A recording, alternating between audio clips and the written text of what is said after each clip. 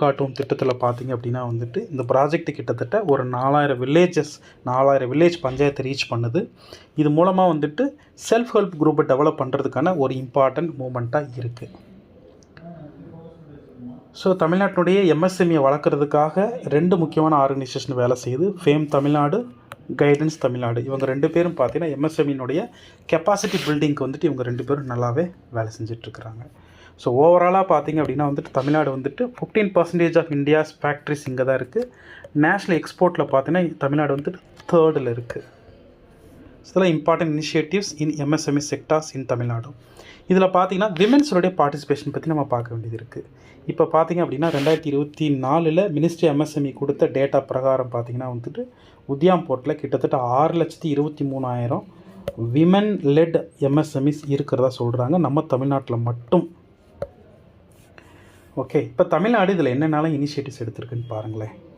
So உத்யோகினி திட்டத்தில் வந்துட்டு யார் அட்மினிஸ்ட்ரேட் பண்ணுறாங்கன்னா Tamil Nadu corporation for development of women என்ன பண்ணுறாங்கன்னா சப்சிடைஸ்டு லோன் கொடுக்குறாங்க. ட்ரைனிங்கு, மார்க்கெட்டிங்கு, இது மூலமாக மைக்ரோ என்டர்பிரைஸ் உருவாக்குறது அவங்களோட நோக்கமாக இருக்குது. Udyogini scheme women led micro enterprises. So led பண்ணுறது யார்? Tamil Nadu corporation for development of women. அடுத்து பாருங்கள், Tamil Nadu industrial investment corporation TIIC. இவங்க பார்த்தீங்க அப்படின்னா வந்துட்டு விமன் ஆண்டர்பிரனர் ஸ்கீமுக்கு வந்துட்டு ஃபினான்ஷியல் டெக்னிக்கல் அசிஸ்டன்ஸ் கொடுக்குறாங்க. Loan as well as working capital வந்து கொடுக்குறாங்க. அடுத்து பாருங்கள், மகளிர் திட்டம். இந்த மகளிர் திட்டம் நமக்கு தெரியும், செல்ஃப் ஹெல்ப் குரூப் உருவாக்குறது அந்த மகளிர் திட்டத்தோட நோக்கம். அடுத்து பாருங்கள், நீட்ஸ் திட்டம், new entrepreneur come enterprise development scheme.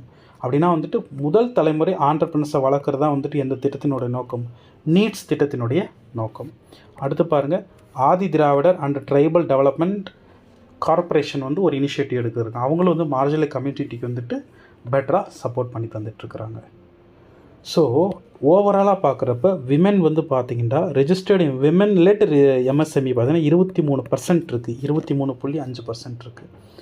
Turn over பார்த்திங்கன்னா தமிழ்நாட்டுக்கு டேர்ன் ஓவரில் 10.22% டேர்ன் ஓவர் கொடுக்குறாங்க. ஓகே, இது வந்துட்டு ஒரு ஒரு ஒரு நல்ல ஒரு மூமெண்ட்டு தான். அடுத்து பாருங்கள், நியூ உத்யாம் அசிஸ்ட் பிளாட்ஃபார்ம் UAP 2023 கொண்டு வந்துருக்குறாங்க. இந்த பிளாட்ஃபார்ம் வந்துட்டு பர்டிகுலர்லி இன்ஃபார்மல் செக்மெண்ட்டை வந்து ரெஜிஸ்டர் பண்ணக்கூடிய ஒரு பிளாட்ஃபார்ம். இதில் விமன் டாமினேட் பண்ணுறாங்க. இதில் பாருங்கள், இங்கே தமிழ்நாட்டில் பார்த்தீங்கன்னா 70% ரெஜிஸ்ட்ரேஷன் பார்த்தீங்கன்னா வந்துட்டு யார் தான் பண்ணியிருக்கிறாங்க? விமன் லெட் யூனிட்ஸ் தான் பண்ணியிருந்துருக்குறாங்க. ஸோ இதுதான் வந்துட்டு தமிழ்நாட்டினுடைய எம்எஸ்எம்இ சம்மந்தமான விஷயங்கள்.